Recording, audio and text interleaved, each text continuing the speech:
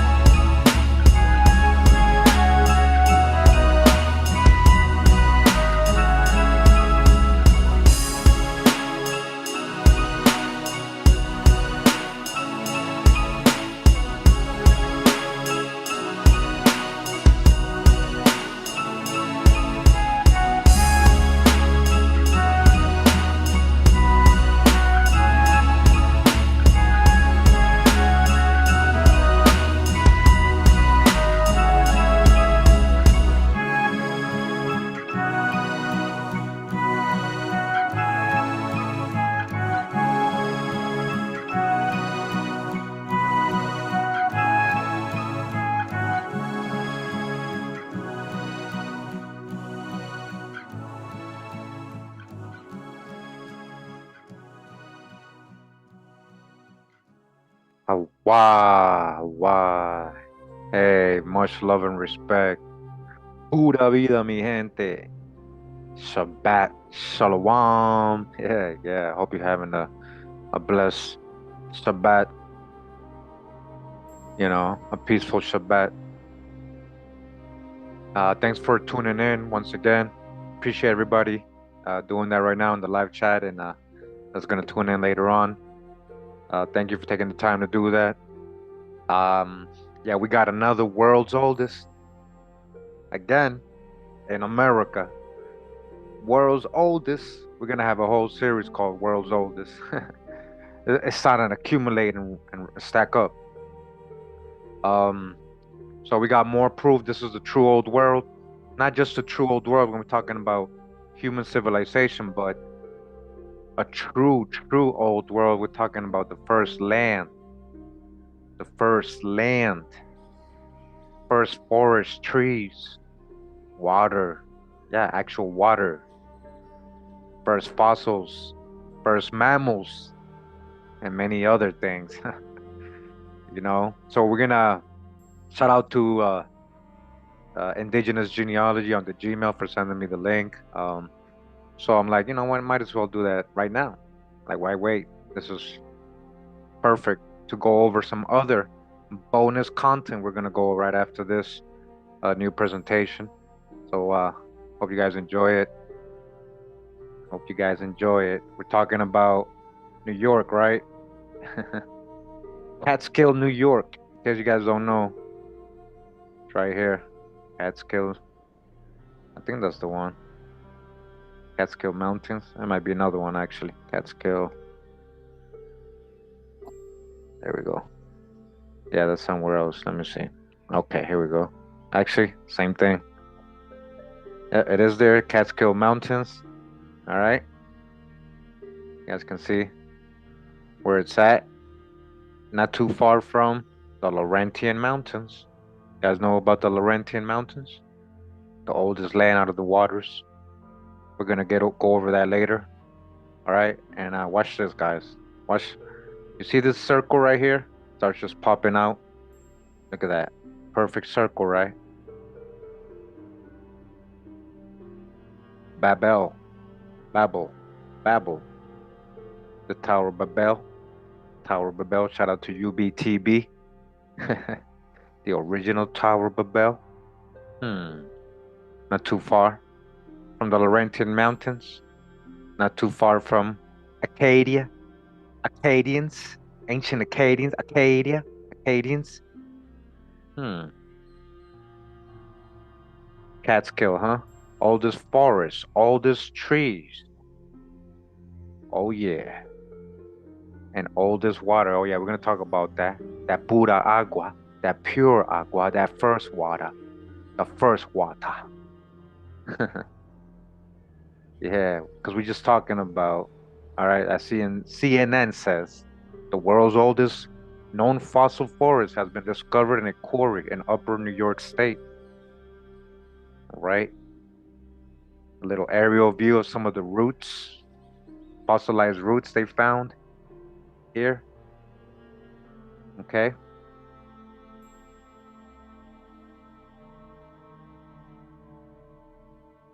Yeah, we're gonna read about this. Evidence of the world's oldest forest dating back some 385 million years, according to their geology, right? Touch the hijack if so, has been discovered in an abandoned quarry in upstate New York, according to a new study published in Current Biology. So, either way, based on their type of science, right, mainstream science, it's older than anything in the world, guys. In the known continents, shall I say, and the continents we know of. The fossilized roots footprints of an ancient landscape belong to trees with wooden leaves, similar to what we see today, the study says. This find was made in Cairo, Cairo, New York, not Egypt, okay? Cairo, New York, Cairo, baby. Cairo. Uh huh. phantoms and duplicates.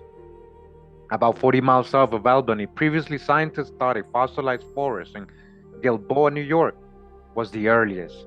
But the one in Cairo is 2 or 3 million years older and dramatically different. So even before this, it's already been known for the last about 100 years, guys. We're gonna read about that, and we're gonna have a lecture. Good old Chuck's gonna give us a lecture. Shout out to Chuck. You'll see who Chuck is. Gonna give us a nice little lecture. All right, geologist. He's gonna let us know that in the last 100 years, they already knew that the oldest forest that they knew of was in Gilboa, New York. It was already proven 100 years ago, 1902, more than 100 years ago now. So, but now they found an even older one. Not too far from Gilboa, it's in Cairo, New York. Cairo. All right. And here they are measuring it. Scientists stand on the edge of an archaeal terrace tree root system. They put the bucket where they think the tree's trunk was located. All right, so we got CNN letting you know. Look at that. So this was obviously clean. They didn't look like this. They had to like clean the area and get the shrub out and find it, right? Scientists have, this is science.org, scientists have discovered the world's oldest forest and its radical impact on life. Fossil roots help suck up carbon from atmosphere, fundamentally changing the climate. All right, that happened here first. You understand? We had oxygen here in this area. It was developing here first. Scientists have discovered the world's oldest forest in an abandoned quarry near Cairo, New York. The 385-million-year-old rocks contain the fossilized woody roots of dozens of ancient trees. The find marks a turning point in Earth's history. When trees evolve, these roots, they help pull carbon dioxide, CO2 from the air and lock it away, radically shifting the planet's climate and leading to the atmosphere we know today, okay? That started here in the Americas. Come on now, be obvious, use your logic. So if oxygen, water, and all that, you'll see it's starting here. Come on now.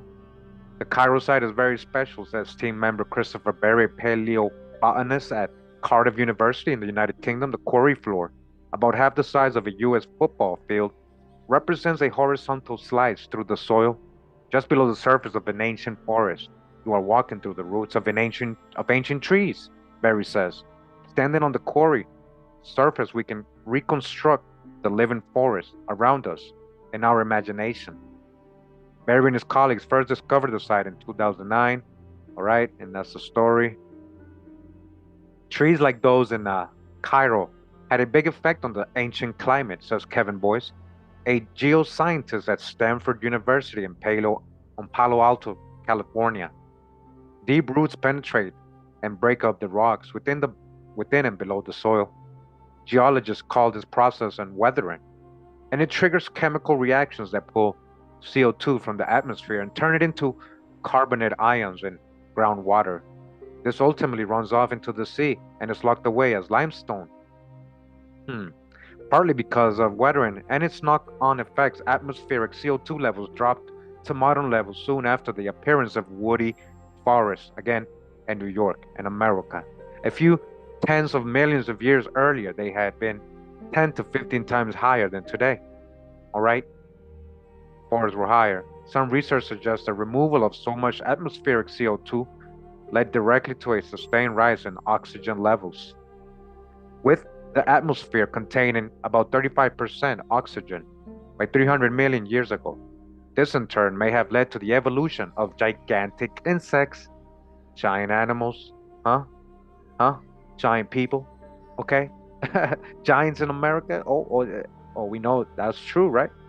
Some with wingspans of 70 centimeters, which may have lived in the ancient forest. The trees that grew a few tens of millions of years after the Cairo forest have also had an indirect impact on the modern climate.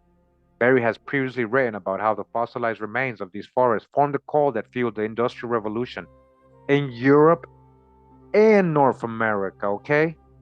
The most coal. Come on now, like you see the resources coming out of America. That's another thing that we've pointed out always. All right. This is for the first time Barry and his colleagues have explored a primitive forest. In the 19th century, researchers discovered a fossil forest in Gilboa, New York, about 40 kilometers from the Cairo site, containing 382 million-year-old specimens. Since 2010, Barry and his colleagues have been examining quarry at Gilboa that also preserves ancient tree roots, but the Gilboa roots belong to more primitive trees that may be related to ferns and horsetails. They didn't produce deep woody roots, much potential for weathering. This means that the trees that grew at the Cairo site were the innovators, Barry says. Woody trees with leaves that can produce shade.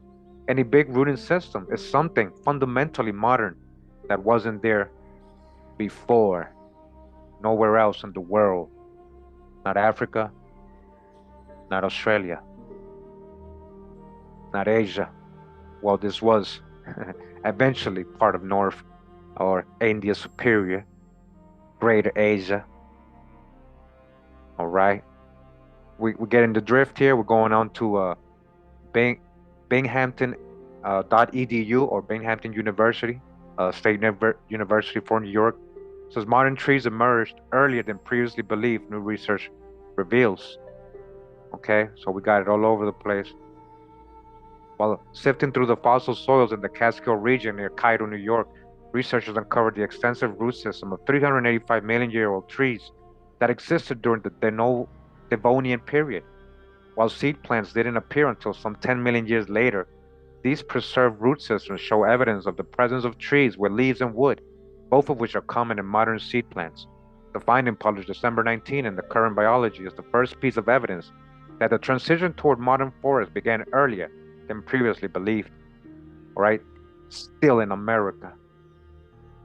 The Devonian period represents a time in which the first forests appeared on the planet Earth, said lead author William Stein, emeritus professor of biological sciences at Binghamton University. The effects were of first order magnitude in terms of changes in ecosystems, what happens on the Earth's surface and oceans, CO2 concentration in the atmosphere, and global climate. So many dramatic changes occurred at the time as a result of those original forests that basically the world has never been the same since, all right? Thanks to the trees coming out in ancient America.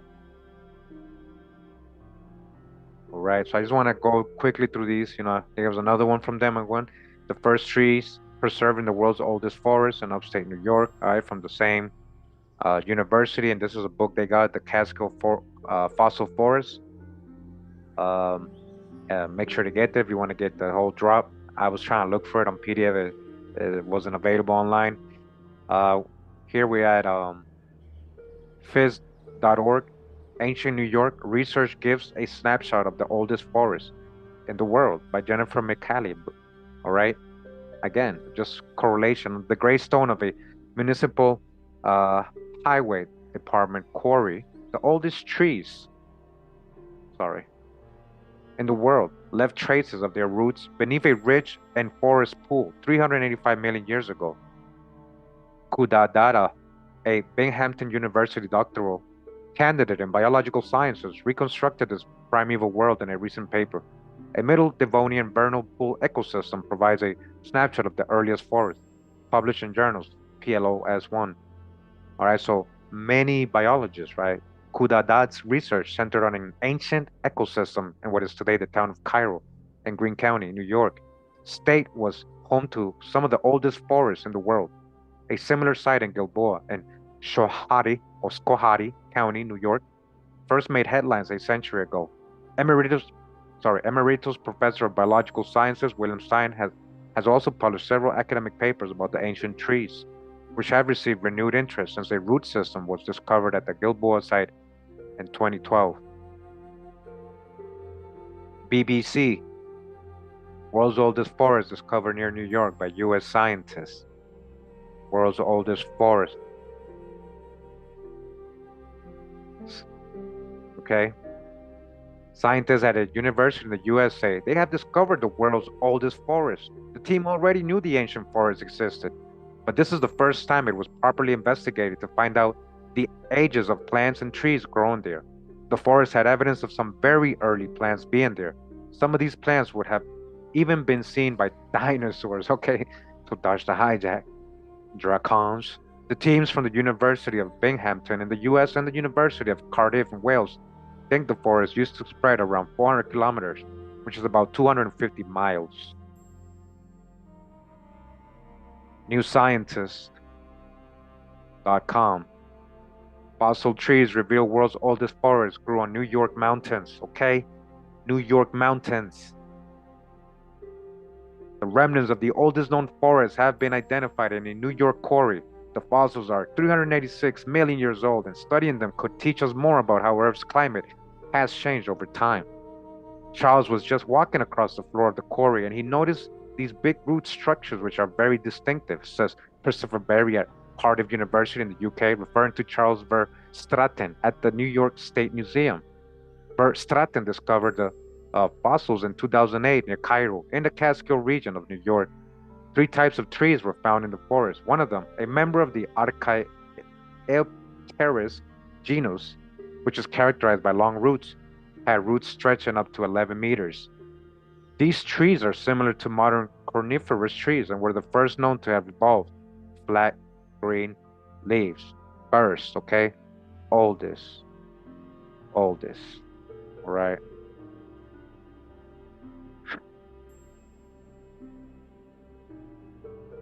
I am a geologist. Okay, so we're going to get into another little lecture here. A little presentation of fair use. Fair use, this is for discussion and education purposes. All right. Thanks to who they were just talking about, Charles, all right? Or as he likes to be called, Chuck. He actually said it in this video, but that part I took out. So Dr. Chuck Straten, he's going to give us a little lecture on this fossil forest in New York. Okay, hope you guys enjoy. We're going to be doing a little side commentary as well. I am a geologist.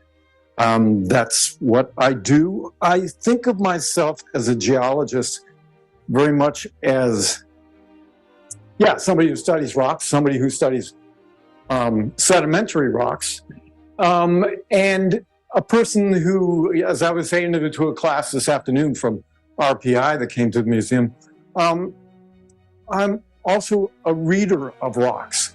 We always think of reading as having to do with those various squiggly lines and things that we use in different cultures to help communicate things without sound itself. So I read rocks, and especially sedimentary rocks. Sorry for the interruptions. And this is one that I found. I stopped by Albany Med on the way to see a friend of mine who had a surgery yesterday, and it's just a rock out of a whole bunch of them out front. I stole it. But I always like to have a rock to start with. And this is a hard piece of rock. If I went to chip it, it would be hard to chip. This is a rock that is all silica. It's all silica quartz. This is the rock that geologists would call chert and the public would generally call flint. And this was just a rock out there on the outside of the building. This is the same stuff, of course, that native peoples throughout the world have used to make various tools, points, and things like that. This one, despite being so hard, also has all these little white lines through it. Maybe I'm going to need to stand there. And that's because this rock was in a fault zone where there were earthquakes generated. When rocks are tight against each other, but there's a crack between them, under a lot of pressure, they will hold it and hold it and hold it until it slips. And every time it slips, there is an earthquake. So this rock came out of a fault zone along which a lot in the past, somewhere in New York probably, rocks were being broken and earthquakes were happening. Here we are in the area. Do you know what you're looking at? This is an exaggerated imagery from Google Earth, and we're looking from the northeast. There's Thatcher Park, and also by the lake in between them in the back. There's Bern. There's East Bern, and my wife and I live up to the east of there, going up the hill. Here's Wolf Hill, that Route 85-443 goes up along the north side of Clarksville. That's the Catskill Mountains back there. Over here is Gilboa, known for the oldest fossil forests in the world for about 100 years. And over here is Cairo, and that's the site that we stumbled upon back in 2009. Spiderweb. That is the roots, the impression of the roots of a tree from about 385 million years ago. We'll talk about time a little bit more in a few minutes, but here's one tree, and there's another tree. And the roots of this tree go out and around it. So we know they lived at the same time as neighbors. The smaller one probably in the shadow of the larger one. All right. Oops. Modern tree or tree tree?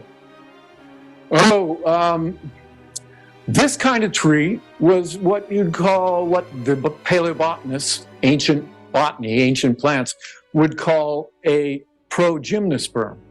So it was the earliest line of trees that led eventually to the conifers and their relatives.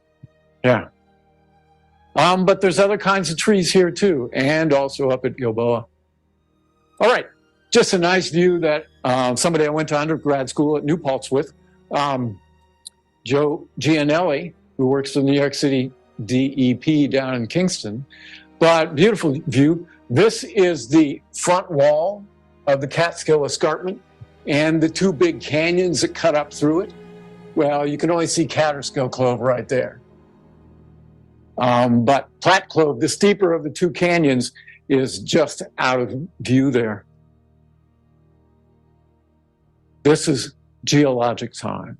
All right, and this is a time, this column here on the left is... All right, so this is their, this is how geologists measure time, supposedly, right? We're supposed to, believe it was exactly like this. A lot of this stuff is questionable, but the point is that in their geology, in their science, based on their strata, right, they're telling you how old this really is. And it's older than anything else. Any other period, any other part of the world in these periods, this is the oldest one. Is basically Earth's history from about 4.55 billion years ago up to the current time at the zero at the top.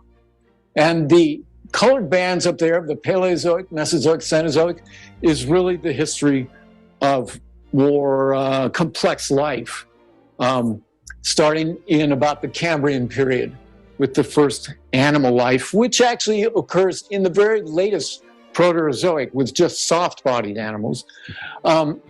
What I study is things from this Devonian period you see circled there, and that's about 420 to about 360 million years ago. Now, what do you see? This is the Shawangunk Ridge, and that's the Catskills up there. So, the Catskills. And there's a Shawangum, as I learned from some of the locals down there, living in Ulster County. And then follow this around, Catskill, Kingston, New Paltz down here, going up to Ellenville, and then way up top, Oneonta, and over to the right to Schoharie. There's the W above the Ashokan Reservoir, going to the northwest of it, northeast. There's Woodstock, and then Phoenicia back there right in the higher peaks of the Catskills. All right. Did you guys hear that? All right, real quick. He said Phoenicia, New York, right? Let's see, Phoenicia, New York. So we got Cairo, we got Phoenicia. Phoenicia, New York, and I know a lot of people, well, those were named after. Well, we can conjecture all day, but we know where the true old world is, and you guys are this what we're learning is part of that. Like what we learned today, another world oldest. All right, we're gonna go over the rest of them again today. Don't worry. For all the new people, all the new people. All right, so again, Phoenicia. Phoenicia, huh? Phoenicia, huh? Phoenicia. You know, these are all mountains that are eroded. These used to be really tall, like the Andes or like the Himalayas. Like you'll see. Let's go. Let's keep hearing the geologists, the scientists, right? People who know about this stuff. That is where Gilboa is. That is where Cairo is. So this is the area we're looking at. And this is my field area these years, the last dozen years and going on for some more years yet, is trying to understand the geology of the Catskills. And that's a whole nother talk. So the Catskills, about 385 million years ago. Where are the Catskills there? Down here, lowlands. At that time, up and down the Appalachians, I'm going to end up going too long with things, over in New England was a mountain belt. All up and down from East Greenland down to Alabama and Georgia were these other smaller continental masses colliding with eastern North America at that time across that full distance. And it raised up a mountain belt that the people who study the mountain belt rocks and things, they say we're on the order of the Andes Mountains in South America. Really high mountains, young mountains, and a lot of mud, sand, and gravel eroding off of them as the rocks broke down and were carried, some of that mud carried as far west as Iowa eventually. All right, so yeah, like again, if you haven't watched previous presentations, make sure to check it out. A lot of people, well, not a lot of people. Hey Raymond, I've watched Mud Fossil. I've seen what he's pointing out and stuff. But there was trees, man. Like there also was trees. Not everything is like, and even if it was a dragon, right? This is the oldest dragon that fell. Then, if that's how you want to view it, out of all the dragons that fell from the sky and landed in all over parts of the world, right? As everybody keeps saying, these are animals or whatever, petrified, okay, whatever. But what the point I'm trying to show here, and you guys keep going off topic, is this is the oldest, whatever you want to call that. It's forest, because they're seeing the trees. You're gonna see they found the fossilized trees with the leaves. We ain't just talking about carcasses, all right? We ain't just talking about carcasses, okay? I watch other YouTubers. Yes, let's stay on topic, man. And okay, you got to get past just believe and try to put some science into it too a little bit. I know they use a little science, but it goes into the realm of conjectures a lot, and that's cool because that'll open us up to other ideas, possibilities that we may research further.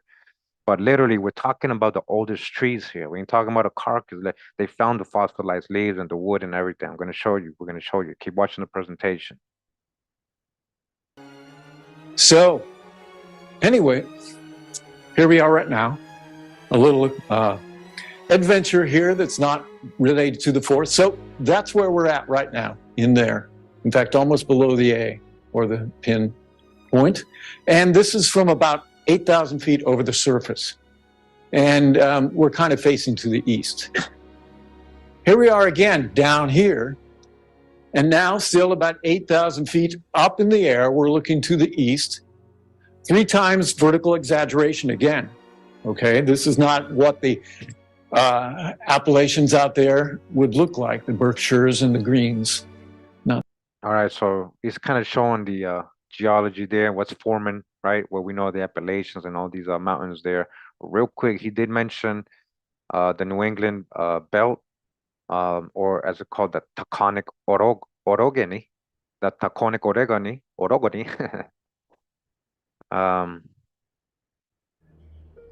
Was a mountain building period that ended 440 million years ago, according to them, right? And affected most of modern-day New England. A great mountain chain formed from eastern Canada down through what is now the Piedmont. The Piedmont, huh? Was the legends of the Piedmont, about Noah. Do you guys know? A lot of people do know. We got a future video on that. Could that have been the place where Noah landed? And again, there's a mountain going all the way from here where we're learning about today, all the way down to the Piedmont. All right, being formed. They're saying. Oh, let me go back. As the mountain chain eroded, all right, eroded in the Silurian and Devonian period. So these mountains eroded millions of years ago, supposedly. So imagine, like, these are really old. Older, is really, really old. Sediments from the mountain chain spread throughout the present-day Appalachians and mid-continental North America. That's what the guy is talking about right now. Okay. Let me see. And so some images, just real quick, just to get like a reference. So you got Baltica, or the other side, you know, where you got the British Isles, Ireland. Not too far away. Not too far away, really. Nova Scotia over here on the other side. I believe all this was connected. That was Laurasia, right? What if Laurasia was older than Gondwana and when Pangea came together? You know, Laurasia, they're telling you right here, the oldest forest. And we're going to see later the oldest land is around this area as well. The oldest land coming out of the primordial waters. Primordial waters. Laurentia. You know. So, you know, we dodge the hijack, we pull out the babies, and we're still learning all this stuff. But the point is, in their science, it's all the oldest stuff is right here in this region. We're gonna see it today, okay? And then he's gonna talk about the Iapetus, or Iapetus, or Japhet, Iapetus, the Japhet Ocean. All right, Japhet Ocean, leaving parts of like Scotland and Ireland on one side of it, near us, and the other part on the other side. I was looking at the images. I was like, that's pretty cool. So, yeah, the ocean was right here. But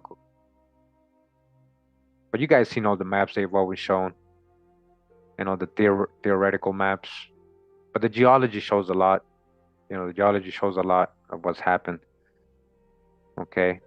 And yeah, maybe some of it, a lot of it, it could be carcasses and all this stuff. But what we're talking about today is literally these ancient trees, ancient forests that they have found.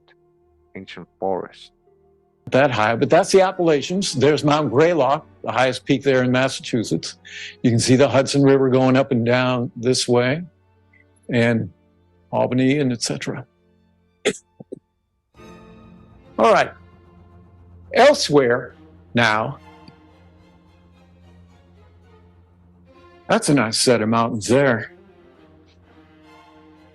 This is the Andes Mountains looking to the east-northeast, about 2,000 feet above Santiago, Chile. Again, exaggerated 3 times. There's the highest peak in this photo, Cerro El Plomo, 17,000 feet plus.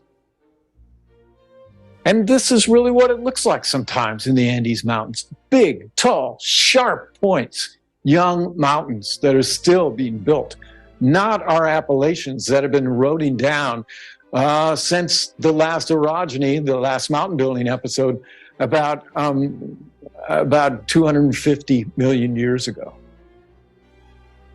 All right, a little to the west, out over the continental shelf there, still looking back at the same view here, we see this view out over the continental shelf with a seaway, not too deep, like kind of the depths of the seas that we would have found covering much of the continents, including North America, during the Devonian period long ago. So this is what, if we were to jump into a time machine tonight and take a trip, about 400,000 years ago, this is what Eastern New York would have looked like. You would have had mountain belt out here, and you would have had a seaway out here. That's the rocks in Thatcher Park. All the rocks in Thatcher Park, pretty much through above halfway up the Indian Ladder Cliff to the top, are rocks that were deposited in these shallow marine seas that sometimes also extended west of the Mississippi River, and were found in the west also. Now, 385 million years ago, things have changed. Looking west, and I chose this because that's where I grew up, Des Moines, Iowa, would be part of that seaway also, as would Ohio and central to western New York. At about 385 million years ago, the coast was around the Schoharie Valley somewhere. And the Catskills would have been land. Of course, there wouldn't have been any roads or anything like that there. But I use this as an example of what the world was like at that time with Earth's oldest known forests. And again, this image, once again, the Catskills, rivers, and floodplains off to the sides of the rivers. A big mountain belt out in New England and stretching from East Greenland down to Alabama and Georgia, with volcanoes going off, earthquakes happening regularly, all kinds of activity like you'd see in active mountain belts today. Massive amounts of sand, gravel, and mud coming off the mountains as they weathered, as they continued to be built up through the Devonian period. Really, this is one of the things that fascinated me so much about this geology stuff, is just thinking about how different things have been over time. And just great volumes of sediment. And it resulted in this stack of rocks. These are limestones like you'd see up in Thatcher Park. In fact, the rocks at Thatcher Park extend from down here and below there a little bit, up to about here. And so that's pretty good thickness of rocks. That would be over 500 meters, over a half kilometer. So, you know, I don't know exactly the translation, but more than a third of a mile of thickness of rocks up there. These are the rocks that are up in the Catskills, though. And that thickness of rocks, big, thick stack of rocks, we don't even know exactly how thick, but perhaps as much as 1.5 miles thick of these rocks deposited as all this mud, sand, and gravel came off the Appalachians there in western New England, filling in the seaway like shoveling in a mud puddle with mud or sand and stuff, and filling it to above sea level, where all of these forests could develop by the middle part of the Devonian. All right, and that's just a better image up there of what it looked like, the mountains to the west. And then there would be this alluvial plain, we call it, with rivers carrying that sediment down towards the seaway. And out on the floodplains from the rivers, sediment being deposited during big floods. And also that's where you would find these forests that we're going to talk about shortly.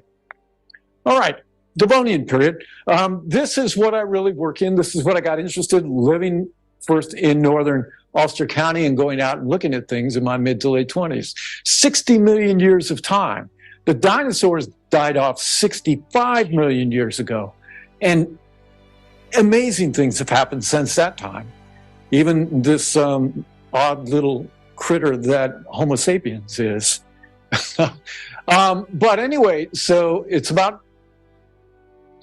60 million years of time, and things were so different. That is where the equator was. This is a representation of North America now. We are right here. We were north of 30 degrees south somewhere, but not too far north of that. All right, so you guys heard that? All right, so interesting. So you're saying the equator, right, was way up here in the near the North Pole, over almost near Canada, right? And you know, people would look at it like a planet and polar shifts and stuff, but you know, I think about Enoch, and when you look at these all flat maps, and not the flat Earth, but the flat maps showing, you know, the worlds extending, you know, beyond the poles, and then you see all these other suns and moons and all that. So, you know, I see like a clockwork working. So what if we were like on some kind of mechanical clock or something, just like Enoch explains it, you know, in the book of Enoch, something like that, you know.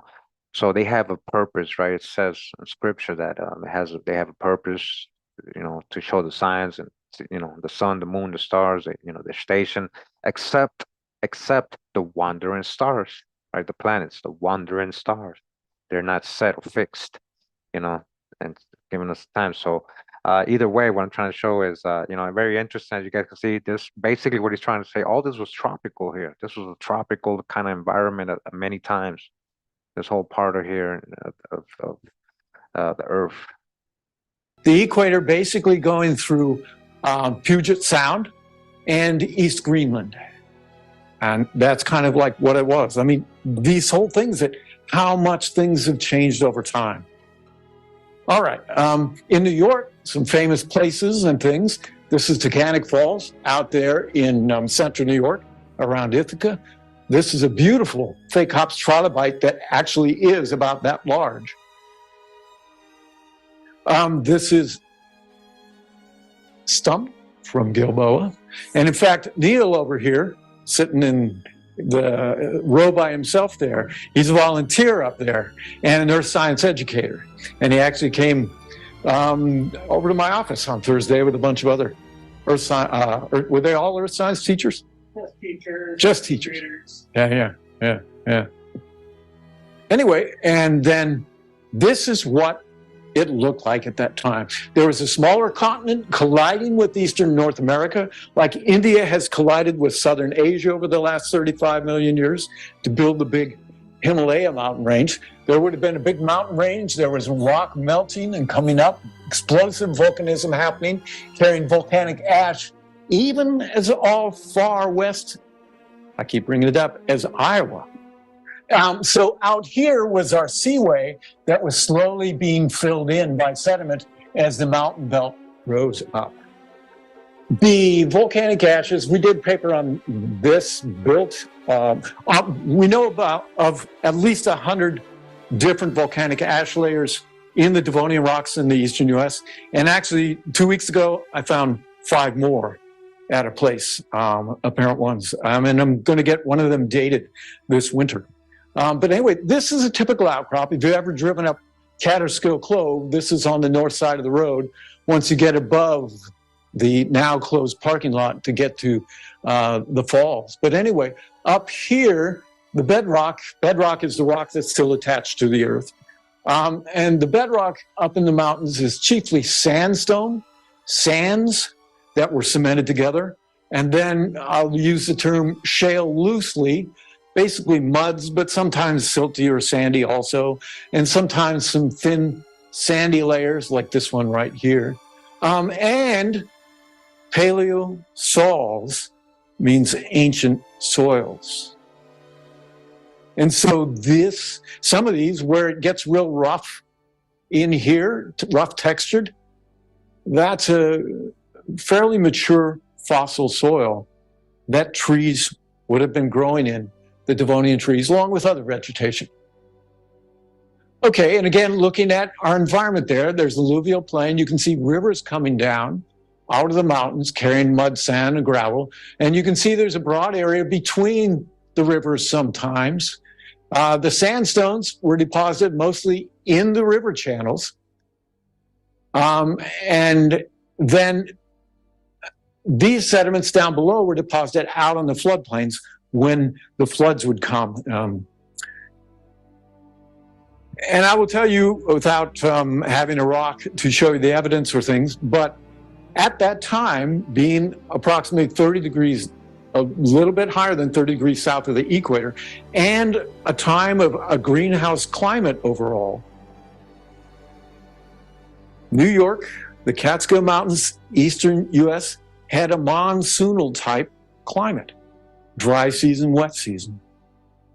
Anyway, there's so much to talk about. So just an example of a river, the floodplain's off to the side. And this is just a great example from up in Washington state right there. Here's the river channel, and it's during the flood, and all the fine sediments, the clays, get carried way out on the floodplains. Anyway, all right. So this is the third section to talk now, and we are going to talk about Devonian plant life for the most part, and the Catskills fossil forests.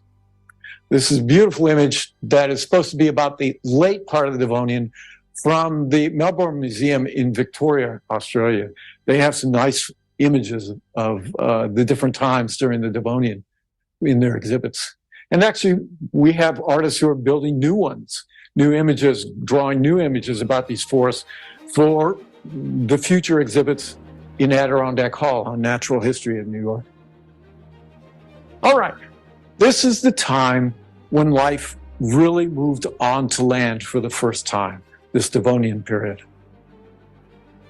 And by the end of it, you even have your first amphibians, what we call tetrapods, 4 legs.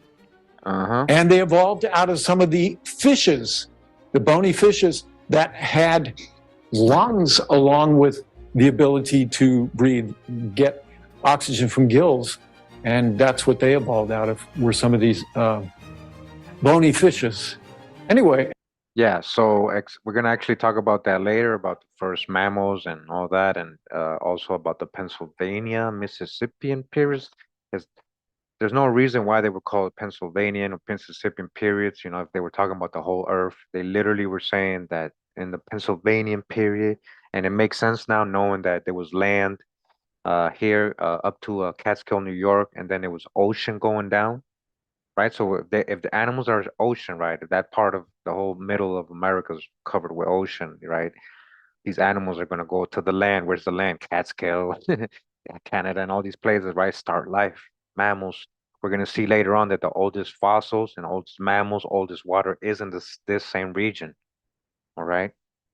And this is also the oldest known fossil forest in the world.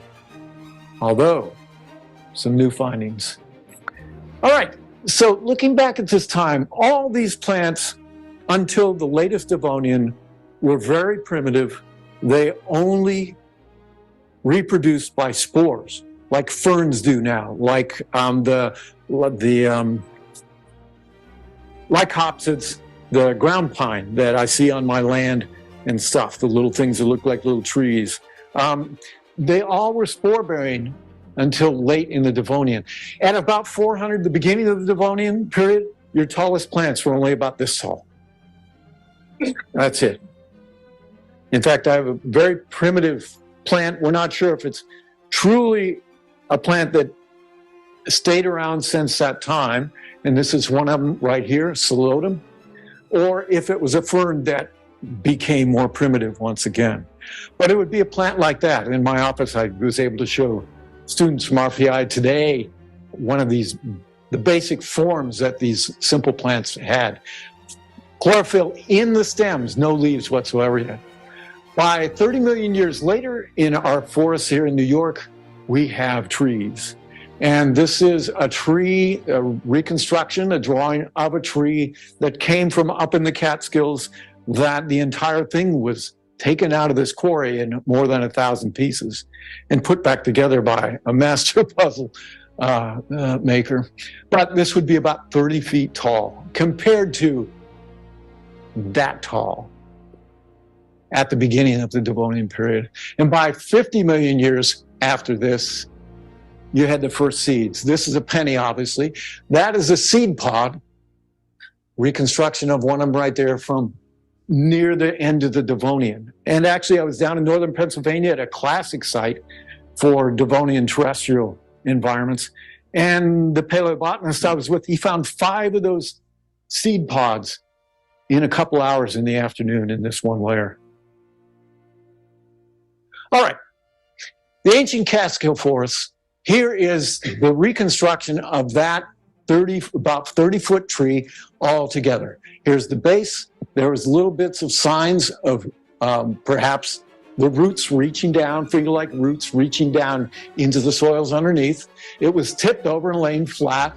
Up here was the top of the tree, but you can't see much of it right there. It's hard to get a grasp of what it looked like.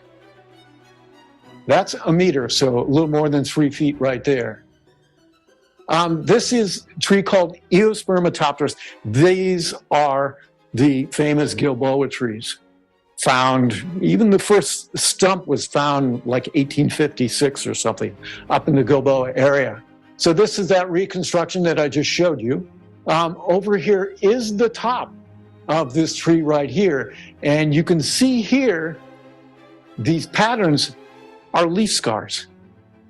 This is strange. It has no relationship whatsoever, but the structure of this kind of tree, Eospermatopterus, is much like modern palms. Finger-like roots extending down into the soil, not the big roots that we think of so often, and then kind of onion bulbous base, a long stem that goes up with leaf scars where the leaves have come off.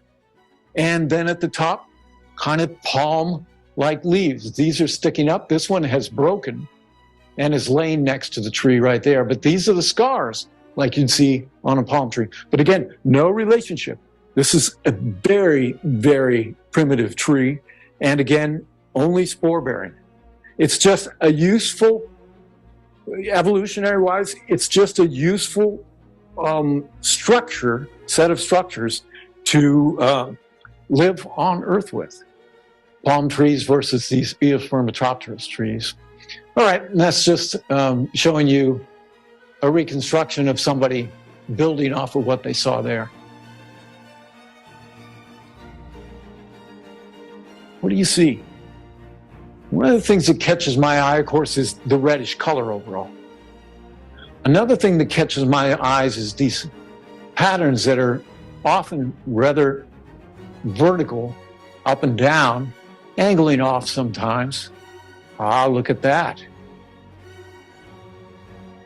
One becomes two.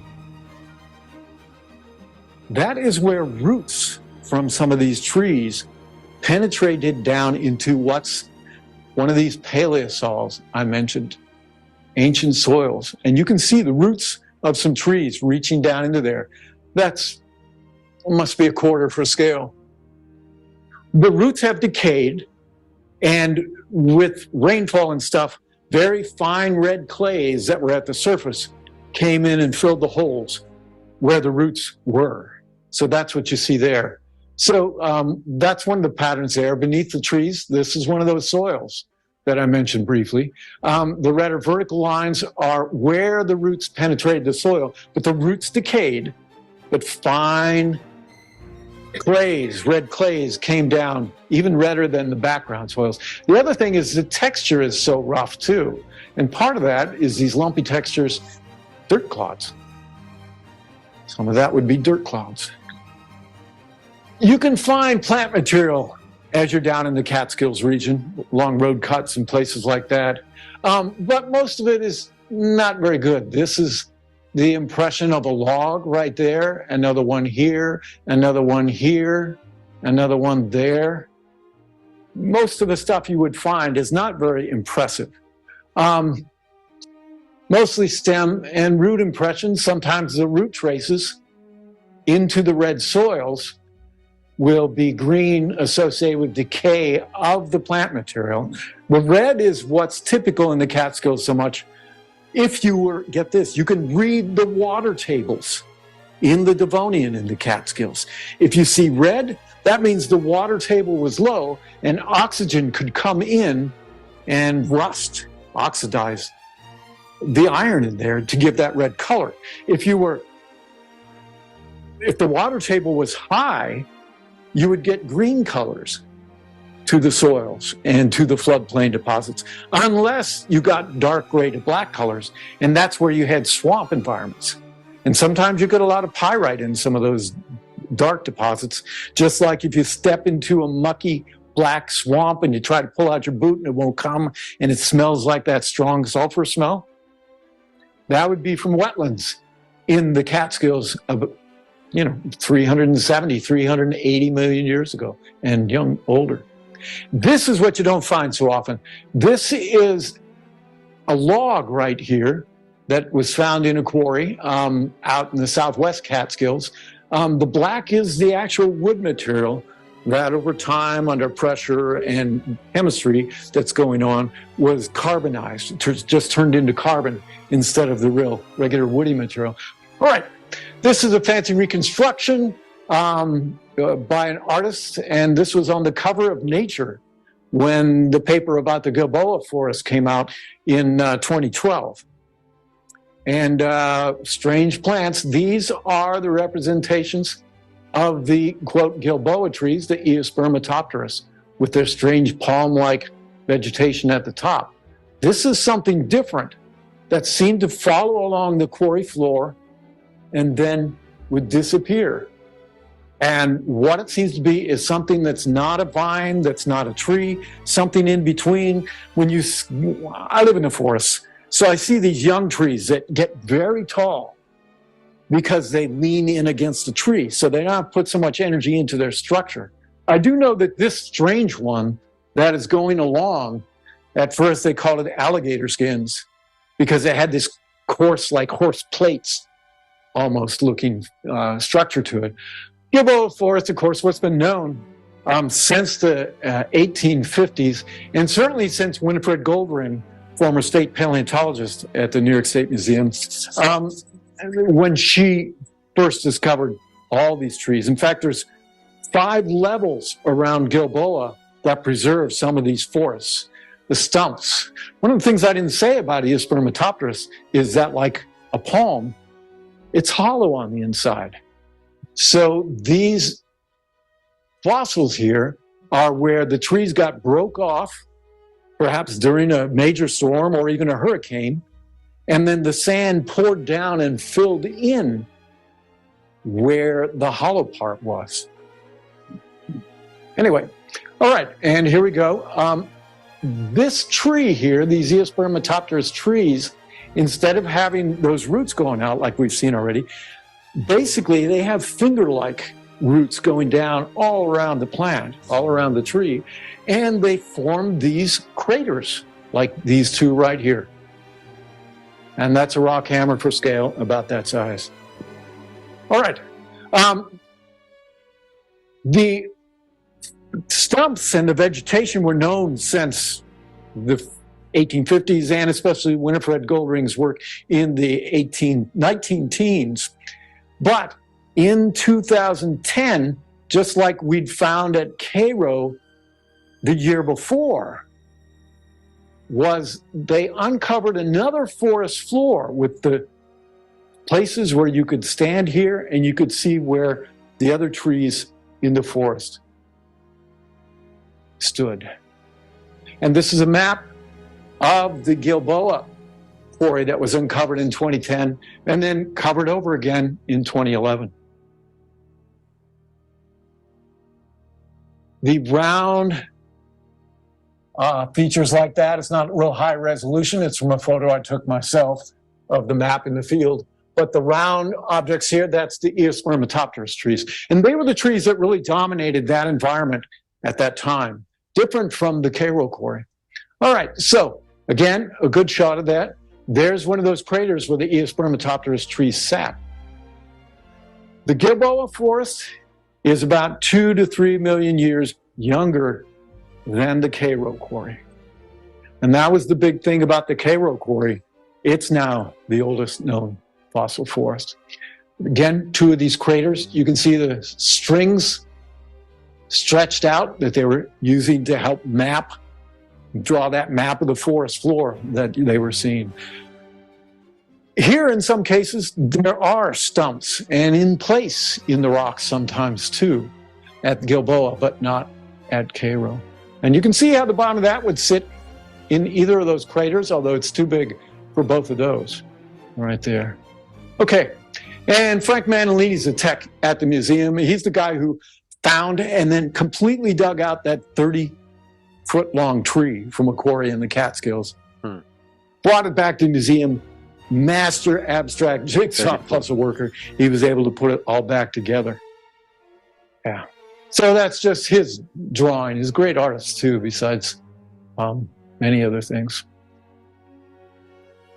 This is now the Cairo fossil forest. And what we see here is one tree and another tree. And this root that's sticking out that way that doesn't look like much right now. No, it's this one. I was walking across here and I saw a little bit of a gutter, more filled in with gravel. But that was the first thing that I saw. And it was like, I was telling Mary beforehand that my unconscious mind had a pattern of a meandering gutter from marine rocks, some features that form on the seafloor during major hurricanes and things. And it was like my eye unconsciously picked up this gutter-like feature. And this is what eventually came of all this. You can see tree roots. These are those same 2 trees. These are a couple other trees, the same type. You can also see these rings like that are the Eospermatopterus trees, including a number of small ones too, scattered around, and small trees like these larger ones called Archaeopteris. Not to be mixed up with Archaeopteryx, the first bird. Pteris is for plants. All right. Anyway, initial discovery, walking across this floor, and, there were a few features like this that were, kind of filled in with gravel. And my eye just happened to catch one of those. And I was looking, what is this? What is this? And Frank Manolini, who did the artwork right there, and Linda Hernick, we were there. We started looking around, and they found some somewhere, and we started following them. And we came to one place where 11 of these big gutters met, and it dawned on us, wow, that's where a tree stood. And for the paleobotanists who came, Dr. Bill Stein from SUNY Binghamton, who's now retired, but he's another one of the big paleobotanists for the Devonian period. When he first came, he was like, and Chris Berry when he came too, no one had seen the impressions of the roots that would tell you right where all the trees stood in a forest. So for the first time, he could stand there and look, and he could see in his mind's eye where all the trees in this 385-million-year-old forest stood. It's one thing to find the trunks and the leaves, et cetera, but to see where each tree stood just floored those guys. I mean, it floored us, but they'd spent their careers working on these fossil trees. And to see where the trees stood in a forest was amazing. So this is what it looked like. This is what it looked like. This was the smaller tree next to the big tree that we saw already. And this is, we started doing our work. We started finding where the brick stand is where different trees stood in this forest. And that was just the beginning. Here is the big tree and the little tree. And we started the work before the research starts of just starting to brush these out. Eventually, actually the town of, it's in a quarry owned by the town of Cairo, and the highway department, they came out and just, for one thing, did one of those things that, the spinners to clean the streets off and stuff. They just did that to first get down to it, and then they brought hoses out and they sprayed it down. They are hoping to turn this into a scientific preserve and an educational center and preserve it. We'll talk about that a little bit. So anyway, first thing was uncovering the fossils. This is what that looked like after some brushing, and eventually it looked more like this. You can see the roots coming out right there of the little tree. All right, again, here's our two friends, the big first discovery. This is the first root that I found, but as I said, it was filled with gravel at the time. You could just make out that there was some meandering feature there, and it was this root, as we started mapping, went out more than 24 feet before it disappeared into the rock. Now, it's great because Chris Berry, who I've mentioned a couple times, the big paleobotanist from Wales, he had just a month before this put in an abstract for an international meeting in Arizona of paleobotanists, and he said that during the Middle Devonian, this type of tree was really pretty small with very small root systems. A month later, we found this, and by the time Chris got to the meeting, he had a very different story to tell, which was very exciting. But yeah, I mean, look at these coming to meet 11 major roots going out in all directions. All right, so this is the beginning of the research work. There's our two friends, the big one and the small one again. We've got these strings stretched out. We started mapping just, with those squares, rectangles actually, and drawing a single rectangle at a time. But Bill Stein, the paleobotanist from Binghamton, he just a very creative-minded guy. And so he built this feature that put the camera out on an arm 10 feet up in the air, and he would get it here, get the camera set, remotely shoot photos, and then they would move it over about 3 feet, a meter, shoot again, and they actually covered a whole area of the initial discovery that way, using these photos together to form something like that. Well, that was a lot of work, and it still wasn't great. So Bill, he got a drone. And now he could just put it up above the forest floor and get the real geometry of things and the clarity of what things look like. It's amazing. I mean, just thinking about, for the first time, apparently, somebody who studies fossil plants from the Devonian period could actually stand there and see where all the trees in the forest live, the small ones, the big ones, etc. Was really something. Drone photos. All right. And this is, once again, the big tree. There's Frank Manalini, there's Bill Stein, and there's Linda Hernig standing around the farthest edges of the roots. I'm standing out at the edge of this one right here when we were still sweeping out the roots. Very much the opposite of what Chris Berry had put in an abstract just a month before we came across this.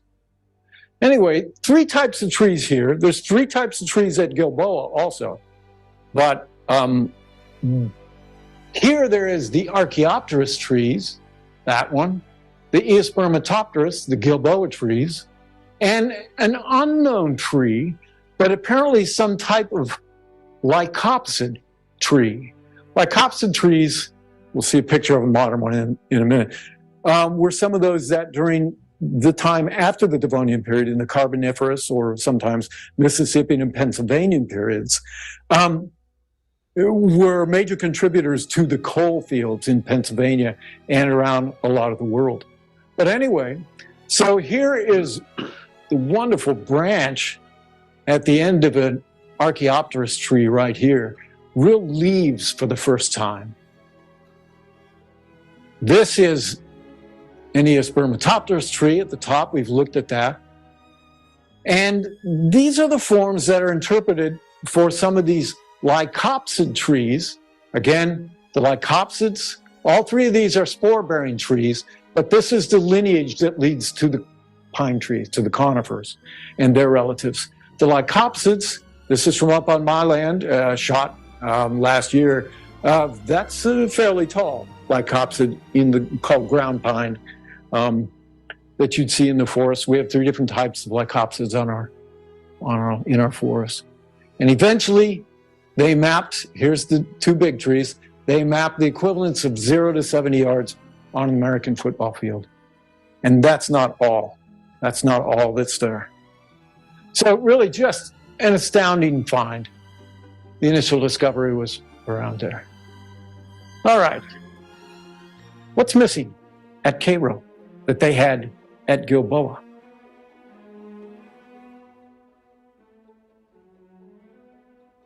There's not hard parts. I will say, though, as far as the sumps, but actually since the late 1950s at least, they've found, paleobotanists have gone to the Cairo quarry a lot and found things. A lot of parts of different vegetation, some of them they didn't know what connected to. But this is Gilboa. And right there is another one right there of one of the Eospermatopterus trees coming down to that forest floor that we looked across, showing where all the trees stood at the Gilboa forest. So this is at the Gilboa Dam quarry.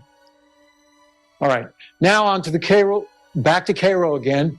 This is what it looked like the last number of years right there, with a bunch of blocks that the highway department of the town of Cairo put around the core of the fossil forest area there.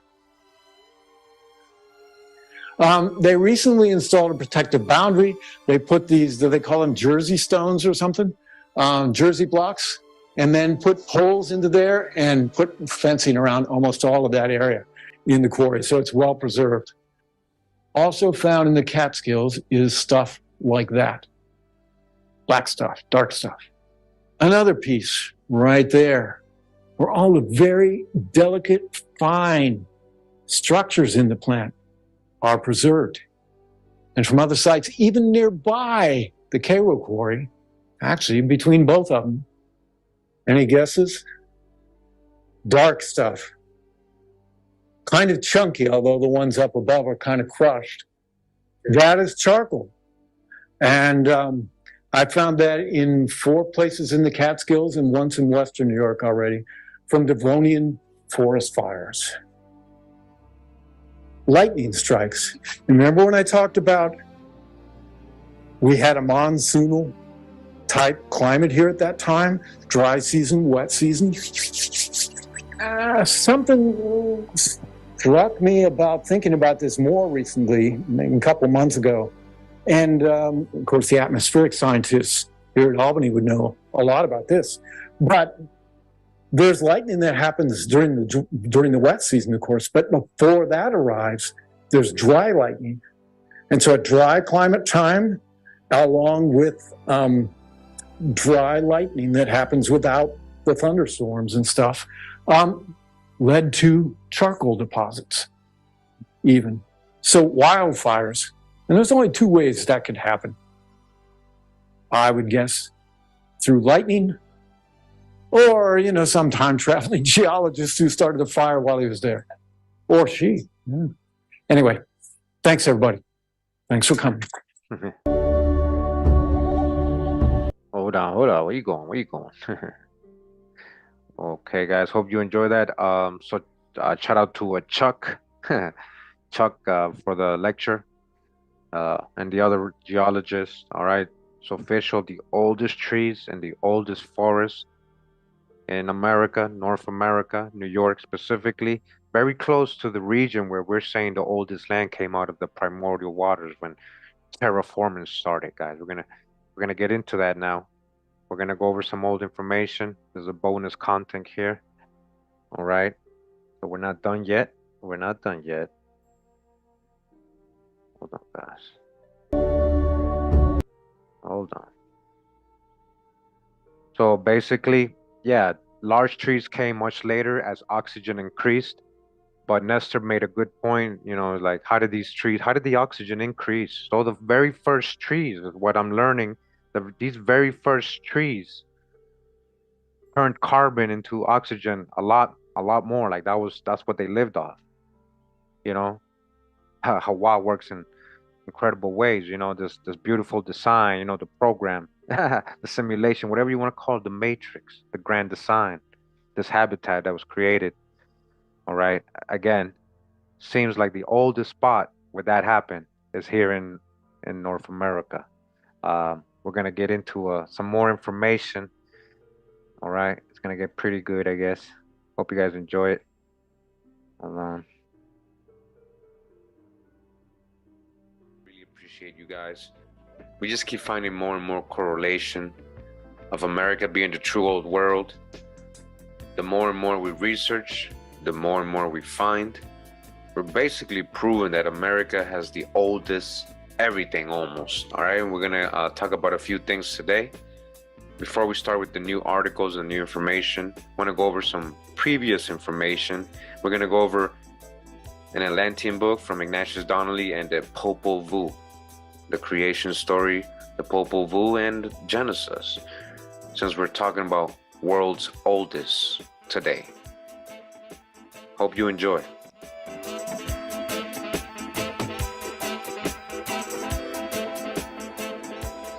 Alright, so it's here Atlantis, the Antediluvian World by Ignatius Donnelly. We're back in this book. We've gone in this book before in other videos. Alright, 1882. Alright, so we're in chapter 6 of this book, Atlantis, the Antediluvian World. And it says here, Genesis contains a history of Atlantis / America, right?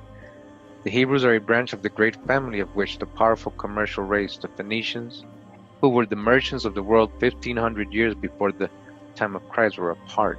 The Hebrews carried out from the common storehouse of their race a mass of traditions, many of which have come down to us in that oldest and most venerable of human compositions, the book of Genesis. I have shown that the story of the deluge plainly refers to the destruction of Atlantis, and that it agrees in many important particulars with the account given by Plato. The people destroyed were in both instances the ancient race that had created civilization. They had formerly been a happy and sinless condition. They had become great and wicked. They were destroyed for their sins. They were destroyed by water. But we can go farther, and it can be asserted that there is scarcely a prominent fact in the opening chapters of the book of Genesis that cannot be duplicated from the legends of the American nations, and scarcely a custom known to the Jews that does not find its counterpart among the people of the New World. All right, so there's counterparts to the whole story in Genesis. He's letting you know. That's what he's letting you know. Even in the history of the creation, we find these similarities. The Bible tells us, Genesis 1:2, that in the beginning the earth was without form and void and covered with water. In the Quiche legends, we are told, Quiche Maya, the Quiche legends, we are told, at first all was sea, no man, animal, bird, or green herb. There was nothing to be seen but the sea and the heavens. So again, the Genesis tells us, right, there's nothing, no form, it's empty, just covered with water. The Quiche legend is telling us the same thing. All right. Now, before we continue, I just want to talk about that. They're talking about the Popol Vuh. And do you know what the Popol Vuh is? Have you ever heard of the Popol Vuh when they're talking about the Quiche legends or the Quiche records or history, mythology? All right. The Popol Vuh. And so let's get into a little bit of the history of or what the Popol Vuh is, just in case. As it says here, Popol Vuh, the sacred book of the ancient Quiche Maya.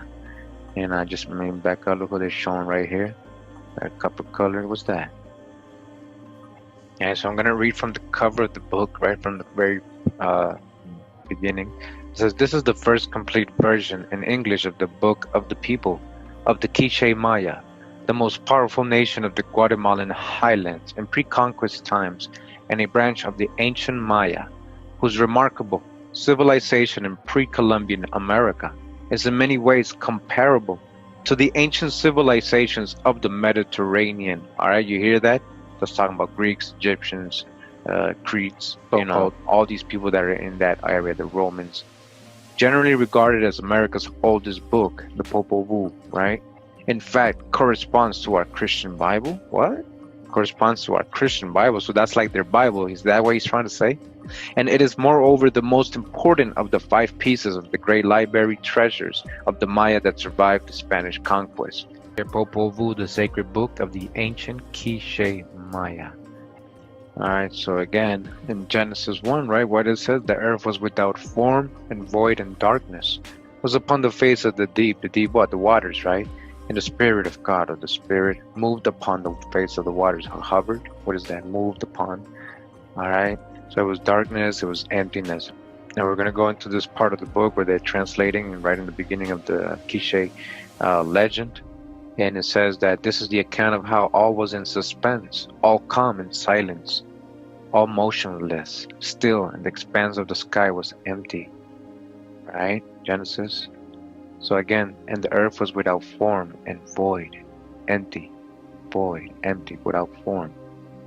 This is the first account of the first narrative. There was neither man nor animal, birds, fishes, crabs, trees, stones, caves, ravines, grasses, nor forests. There was only the sky. The surface of the earth had not appeared. There was only the calm sea, and the great expanse of the sky. There was nothing brought together, nothing which could make noise, nor anything which might move, or tremble, or could make noise in the sky. There was nothing standing, only the calm water. Only what? Waters. The placid sea alone and tranquil, nothing existed. There was only immobility and silence in the darkness in the night. Alright? So again, earth was without form and darkness was upon the face of the deep. The what? The deep what? Waters. Right? Again, they moved upon the face of the what? Waters. Right? And then we said there was light, and there was light, and God saw the light, and it was good, and God divided the light from the darkness. It was dark, right? Again, there was only immobility and silence in the darkness. Darkness. Alright? And God saw light, and there was good, and God divided the light from the darkness. And the earth was without form and void, and darkness. Darkness. Only the Creator, the Maker, Tepo, Gukumats, and forefathers were in the water surrounded with light. Were what? In the light, surrounded with light. Alright, and God said, let there be light, and there was light. And God saw the light, that it was good. Alright? God said, let the light be day, and the darkness be called night. And the evening and the morning were the first day. What? Then Tepu and Gukumats came together. Then they conferred about life and light. They would do so that there would be light and dawn, or morning and night. Alright? They did so. Again, God called the light day and the darkness night. Alright? So he divided, right, the light from the darkness. Alright? What they would do so that there would be light and dawn. This is what they would do, so there would be night and day. And who it would be who would provide food and sustenance, the day with the sun, right? Growing things. Then came the word, the vibration, the word. Then came the word, right? Remember what it says in John? It says the word, then came the word, and there was. God is the word. Tepungu Kumats came together in the darkness, in the night, and Tepungu Kumats talked together. They talked then, discussing the deliberating, they agreed. They united their words and their thoughts. Then while they meditated, it became clear to them that when dawn would break, man must appear. So on the day, then they planned the creation and the growth of trees and thickets and the birth of life and the creation of man. Thus it was arranged in the darkness and in the night by the heart of heaven who was called Urakan. Thus let it be done. Let the emptiness be filled. Let the water recede and make a void. Let the earth appear and become solid. Let it be done. Let it be done. What? As in God said, let the waters under the heaven be gathered together unto one place, and let the dry land appear. And it was so. Let's go back. Let it be done. Let the emptiness be filled. Let the water recede and make a void. Let the earth appear and become solid. Let it be done. Again, let the waters under the heaven be gathered together into one place. Let the dry land appear. Appear. Let it be done. Let the emptiness be filled. Let the water recede and make a void. Let the earth appear. Let the earth appear and become a solid. Let it be done. Thus they spoke. Let there be light. Let there be light. Let there be dawn in the sky and on the earth. Let there be light. Again, let's go back. And God said, let there be light. And there was light. Thus they spoke. Let there be light. Let there be dawn in the sky and on earth. There shall be neither glory nor grandeur in our creation and formation until the human being is made, man is formed. So they spoke. Then the earth was created by them. So it was in truth that they created the earth. Oh, wow. Earth, they said, and instantly it was made. Like the mist, like a cloud, and like a cloud of dust was the creation. When the mountains appeared from the water, and instantly the mountains grew. Only by a miracle, only by magic art were the mountains and valleys formed, and instantly the groves of cypresses and pines put forth shoots together on the surface of the earth. And thus Gugumatz was filled with joy, and exclaimed, your coming has been fruitful, heart of heaven, and you, Urakan, and you, Chipi Kalhulka, Raksha Kalhulka. Our work, our creation shall be finished, they answered. First the earth was formed. The mountains and the valleys, the currents of water were divided, the rivulets were running freely between the hills, and the water was separated when the high mountains appeared. Thus was the earth created when it was formed by the heart of heaven, the heart of earth, as they are called, who first made it fruitful when the sky was in suspense and the earth was submerged in the waters. We're talking about Hawa, the heart of heaven and the heart of earth, Mother Sky, Mother Earth, Hawa, the great grandfathers, the framer and the shaper. So it was that they made perfect the work when they did it after thinking and meditating upon it. And God called the dry land earth, and the gathering together of the waters called the seas, and God saw that it was good. So there you go, right? You see how the Popol Vuh is correlating with Genesis. So you can kind of see where the Genesis got its information. You are the book is the point. We're not talking about religion here. You guys can see that Genesis 1 clearly almost matched word for word what's written in the Popol Vuh creation story. They're talking about waters and land coming out, first plants, fruits, mountains, and people, right? So Hawa, the Great Spirit, right, separated the light from the darkness. He made water, separated the waters and made land. And then he created the seas, the rivers, the lakes, and water, right? Wata, agua, Hawa, water. So the Quiche Maya are letting us know about where water came to be. So we're going to get started here. It says here, world's oldest water found in Canada. Oxford researchers say it dates back 1.6 billion years. This is from the print.in. We're going to read a couple articles, right? A team from the University of Toronto in Canada has discovered what could be the oldest water on Earth. Okay. The researchers found the samples of water from a mine in Ontario in 2009. Tests conducted by researchers at the University of Oxford found that the mean age of the samples was 1.6 billion years old, making it the oldest water sample ever found Okay. on Earth. The team also found microbes in the water samples which survived in the trace amounts of hydrogen and sulfate. While such life forms are known to exist on the ocean floor, this is the first time that such microbial life has been found deep within the continents, all right? This is the very first time. It doesn't exist anywhere else. Okay. Not over there in Africa. Nope. Not over there in the Middle East, Mesopotamia, supposedly. Nope. The fake Mesopotamia. Because we got our own Mesopotamia in South America, in case you don't know. Yep. While such life forms are known to exist on the ocean floors, this is the first time that such microbial life has been found deep within the continents.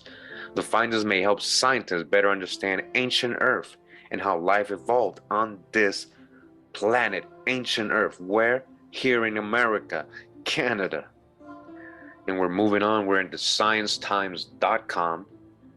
This is from April 28, 2021. World's oldest water found in Canada sheds light on the beginning of life. The beginning of life. Beginning of life, matching the Popol Vuh in Genesis. Here in America, again, Canada.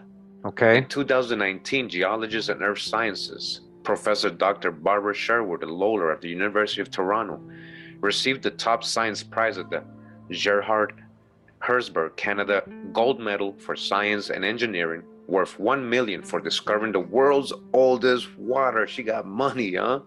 Her discovery also won her the NSERC's John C. Polanyi Award in 2016. According to mining.com, Lawler's insights about the nature of water and Earth on Earth have opened the door to further discovery about the origins, all right, about the what? Origins and evolution of this planet. Where? Okay. Here in Canada. They're finding samples of the oldest water.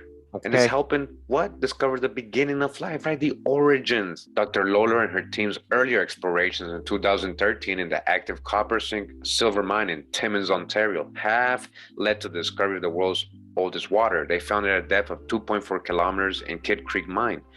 Geochemical analysis of the water sample showed that it was 1.6 billion years old. So far, the oldest ever found on Earth. Oliver Moore, a postdoctoral researcher and the leader of the team, told CBC that this discovery could have significant ramifications on how life might exist and survive in such depths. An article on Maclean's reported that the musty smell of the oldest water is its dead giveaway. It literally is following your nose right up to the rock. To find a crack or the fractures where the water is discharging, says Lawler. She noted that the water is highly saline, which is 10 times saltier than seawater. But despite its musty smell, it required more than a gifted snooze to locate it. The tests know the age of the water sample involved measuring the radiogenic noble gases of helium and xenon. Lawler explained that the water accumulated these elements as it sits there for a long time. They also noticed sediments forming at the bottom of the water sample transferred in 2020 to ingenium, which they identified as the precipitate from the water after being exposed to oxygen from the air. But they were more surprised by what they discovered upon analyzing the oldest water. Researchers collected additional water samples from the holes where they drilled inside the mine to get the water According to the scientists, after studying them under the microscope, they found microbial life in the sediment. This is in the Canadian Geographic.ca. All right, so before we continue, so real quick, all right, just so you guys can understand what I'm saying. There's just too many coincidences, right? So, hold on, you guys seeing? Hold on. So we had, right, Cairo, as you guys can see, Cairo, New York. Then we got Ontario. So Ontario, you know, this is a whole like province, right? A whole state, but it could be anywhere in Ontario, not too far. It could be right here in the edge, not too far from Cairo. Well, and then we got the Laurentian Mountains going up this way, coming down. This is all in the same area with this ancient land it's popping out of the waters. What we're talking about. And now we got the very first water, right? Water. We just talking about that water, just that water. Water is life, right? Water gives life, and then the first trees giving out oxygen, not too far away, same area. All right, oxygen and water. What do you get? That water, that life, pura vida, that pure life, pura vida. That's what you get. Oh yeah, pura vida in ancient America. That's what we're talking about. What? Not that one. Hold on.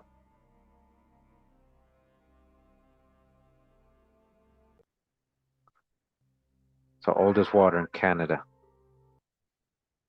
Oldest water in the world, discovered in Canada.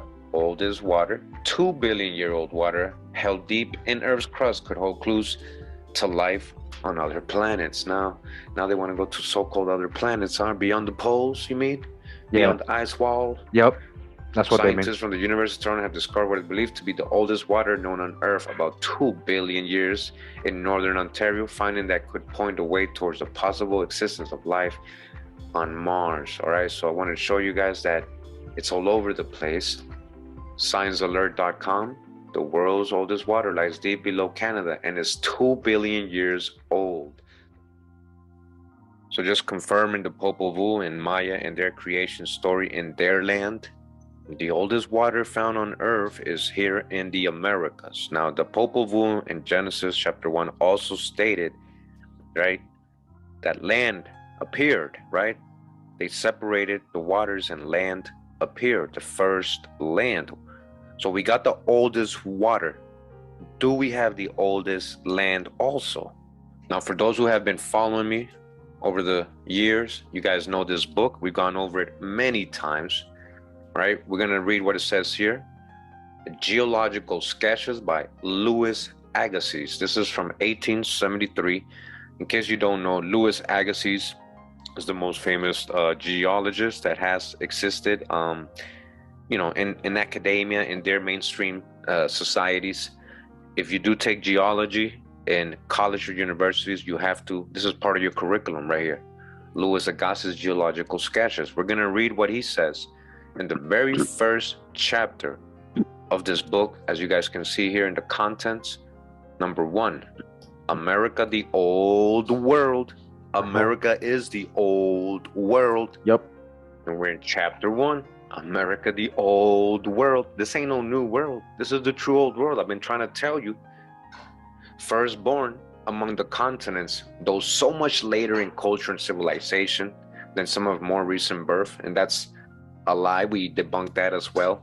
He's a geologist, so he stays in his lane. He's just talking about the land. He don't know if the first humans or anything like that didn't come out of here. He's guessing because they taught him that people came out of Mesopotamia, right? But he knows as a geologist, because he is an expert geologist based on the land, when he goes there personally and studies and does his science on the rocks and everything, he sees that this is the firstborn among the continents. America, so far as her physical history is concerned, has been falsely denominated the New World. All right, it has been falsely denominated, falsely.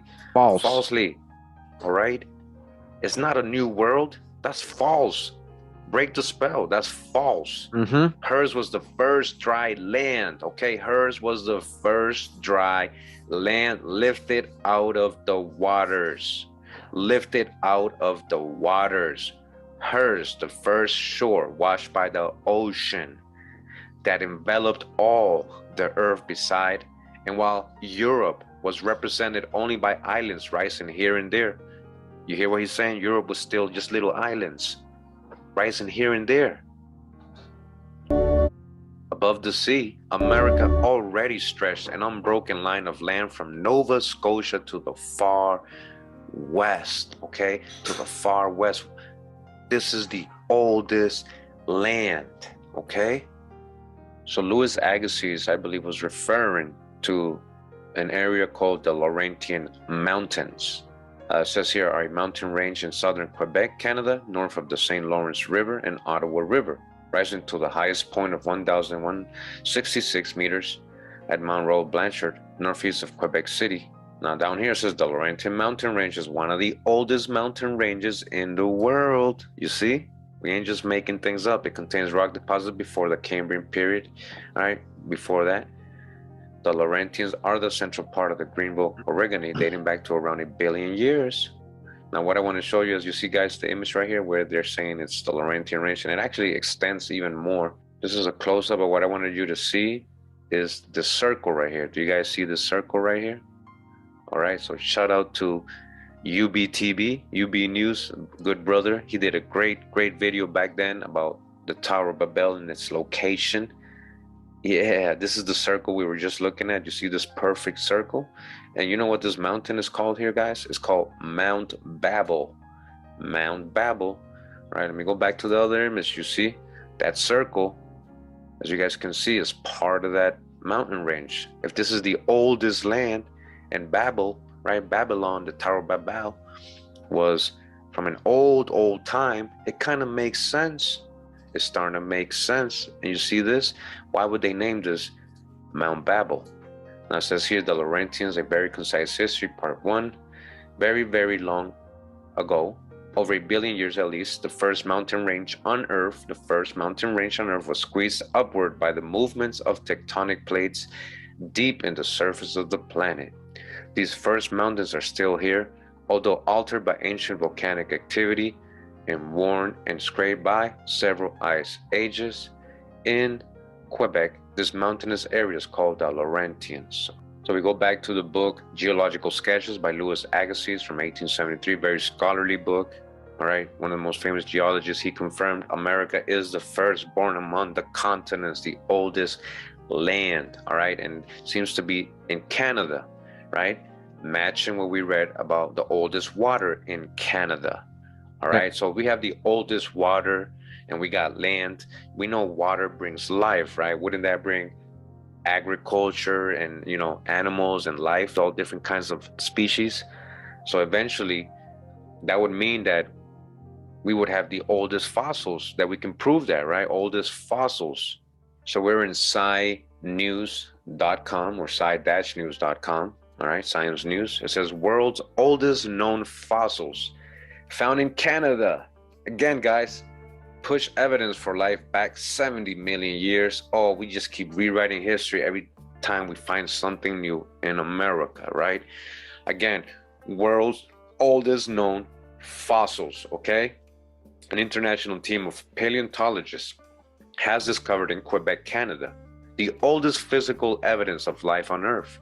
Fossils that date back 3.77 billion years. The discovery was reported online today in the journal Nature. Microscope, all right, this is an image they got. It says microscopic filaments and tubes formed by ancient iron-loving bacteria were found encased in quartz layers in the Nouveau-Guétoud supercrustal belt. The NSB contains some of the oldest sedimentary rocks known on the planet. All right, known on the planet, oldest rocks known on the planet, which likely formed part of an iron-rich hydrothermal vent system that provided a habitat for Earth's first life forms between 3.77 and 4.3 billion years ago.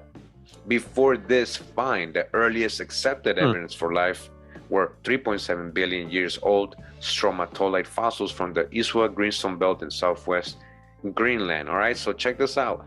Greenland ain't that far. This is still kind of part of America. Greenland is right next to It's us, all right? connected. So before that, it was in Greenland, and then they found it in Canada. So it's still around this area, right? Not in Africa, not in the Middle East, not in Asia, over there, southeast. Our discovery supports the idea that life emerged from hot seafloor vents shortly after planet Earth formed, said Matthew Dodd, a PhD student at the University College London and first author on the study. The speedy appearance of life on Earth fits with other evidence of recently discovered 3.7 billion year old cemetery mounds that were shaped by microorganisms. Dodd and co-authors found the filaments and tubes inside centimeter-sized structures called concretions or nodules, as well as other tiny spheroidal structures called rosettis and granules, all of which they think are the products of putrefaction. They are mineralogically identical to those in Younger rocks from Norway, the Great Lakes area of North America and Western Australia, said study lead author Dr. Dominic Papino, also from the University College London. We have discovered microfossils that are composed of hematite. Basically, it's iron oxide. It's like rust. Through laser imaging of the samples, we were able to identify the microfossils as the oldest known microfossils on Earth. This is a slab that's been polished. There are these structures here. It is cut on the right-hand side, but you can see kind of a structure that bends the layering in this rock.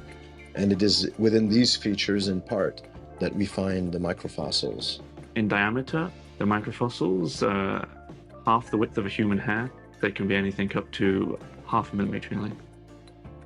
The microfossils we discovered are about 300 million years older than the previously thought oldest microfossils. These rocks have a minimum age of 3.77 billion years, but some scientists in the field consider them to be as old as 4.28 billion years. So they are within a few hundred million years from within the accretion of the solar system and of planet Earth and the sun and the moon and so on. These rocks are being mostly composed of silica and hematite, this iron rust.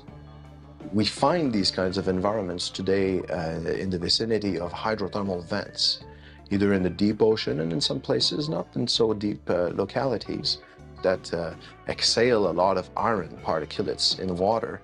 And this is thought to be the material that these bacteria actually eat and breathe. The rocks are located in the province of Quebec on the shoreline near to the Nastapoca Islands. All right. So, you heard it from the horse's mouth themselves, the scientists telling you, oldest fossils here. We're in lifescience.com. They're also reporting the world's oldest fossils, possibly uncovered in Canada. All right. Before we continue, real quick. All right. So everybody can see, this is the Gleason map. All right. The Gleason map, in case you don't know, new standard map of the world on the projection of modern college. All right. Scientifically and practically correct. Right? Where's Antarctica? The ice wall. They know. All right, going into the region we're talking about. This is what we're saying. So all this area, Laurentian Mountain, Quebec, the oldest water, the oldest trees, the oldest land coming out. All right, again, Greenland ain't that far. And then you got Ireland. All this eventually got connected. All this was eventually connected. First, and it was old. Ancient Ireland is very old, but this is older. Okay, I'm gonna go back to this real quick. Go back to the video. Okay, same stuff here. This is in worldfossilsociety.org. WFS News, world's oldest fossils found in Canada with a question mark. Yeah, so the scientists are definitely letting you know. Scientists say they have found the world's oldest fossils thought to have formed between 3.77 billion and 4.28 billion years ago. All right. Canada, oldest land, right? And oldest water. It makes sense. It's all coming together, right? Popol Vuh, the Maya Quiche knew what they were talking about. thebrighterside.news, fossil discovery substantially rewrites history of life on Earth, okay? Substantially rewrites history. We've been rewriting history in this channel since day one. For the study published in Science Advances, the research team analyzed a fist-sized rock from Quebec, Canada, estimated to be between 3.75 and 4.28 billion years old. In an earlier Nature paper, the team found tiny filaments, knobs, and tubes in the rock which appeared to have been made by bacteria. All right, so we got the oldest water, we got the oldest land, we got the oldest fossils. Do you see the pattern here? Now, a lot of you have seen my ancient American origin videos. We've proven that mammals and a lot of species of animals came out of America, all right? So mammals, right? So it makes sense because we got the oldest fossils in Canada, microorganisms, you know, eventually these develop into things, right? Now we go down to the part where it says here, evolution or origins, right? Origins, right? Origins of mammals, pay attention. Synopsida, a clade that contains mammals and their extinct relatives, originated during the Pennsylvanian subperiod. Pennsylvanian subperiod, 323 million to 300 million years ago, when they split from the reptile lineage. And it says here that the first fully terrestrial vertebrates were amniotes. Amniotes are a clade of tetrapod vertebrates that comprise sauropsids and synapsids. They are distinguished by a membrane amnion protecting the embryo and lack of a larval stage. Because of this trait, amniotes lay eggs on land or retain them within the mother. All right, so unlike the anamniotes, it says here, it keeps going. You guys can go ahead and check that out. The first amniotes apparently arose in the Pennsylvanian subperiod of the Carnivorous. All right, why is it called Pennsylvanian? Because that's where it was. A lot of people, you know, try to debate me when I did my animals video, saying that just means a geological period. It doesn't actually mean Pennsylvania. Well, you're wrong. We're in the Natural History Museum, Pennsylvania subperiod, Carboniferous tropical forest. Now it says here, the Pennsylvanian saw the disappearance of the warm, shallow seas of the Mississippian, okay, causing a dramatic change in marine life. The warm, clear seas of the Mississippian gave way to cool, muddy waters, resulting in a decline in crinoid from which they never recovered. Now, listen to this. Why are they calling the Mississippi seas, right? The Mississippian seas. It was seas before. On land, coal, right? The coal, swamp forests thrived during this period. The dead plant material was laid down in huge amounts, gradually forming today's coal. Insects ruled the air, so there was just insects. Tropical forests of this period provided the plant matter that later became the great coal deposits of America and Europe, all right? North America and all that was tropical. That's why we had jaguars and all that, and they originated in North America. These rich deposits make these forest plants some of the best known in Earth's history. Dominant plants included giant club mosses and horsetail tree ferns, seed fern, and cordates, conifer-like trees. Specimens of all but cordates are displayed in this case. Late Pennsylvania temperature forests were dominated by cordates. The vast amount of carbon deposited as coal rather than carbonate released oxygen into the atmosphere, increase in atmospheric oxygen to 35% versus 21% today. All right, so listen, we had more oxygen. What does that do? That helps things grow. That's why we had large trees. Future video were mountains, large animals, large plants, even giants, right? This allowed the evolution of giant invertebrates. For example, dragonflies with 70 centimeters, 29-inch wingspans, and 2-meter long millipedes, all right? You guys paying attention? When we had larger trees, Pennsylvanian forests and swamps were home to a rich diversity of animals. Okay, listen, we're not just talking about a period. We're actually talking about Pennsylvania. Pay attention, all right? That's where mammals came out first. Pennsylvania, vertebrates, particularly winged insects. Insects and other arthropods were the main herbivores. Vertebrates had not yet evolved the complex digestive strategies needed to eat plants. This period is known as the age of amphibians due to their numbers and variety. These animals ate insects, other arthropods, and each other. A crucial development of this period was the evolution of the land-adapted, membrane-enclosed amnioti, egg. I remember cats and mammals come out of this, allowing animals to live away from the water. Where did this happen, guys? This happened in Pennsylvania, that area right there. This advance enabled the eventual conquest of land by reptiles, mammals, and birds. All right, so what does it say here? The Pennsylvanian, or the Pennsylvanian, right, geology.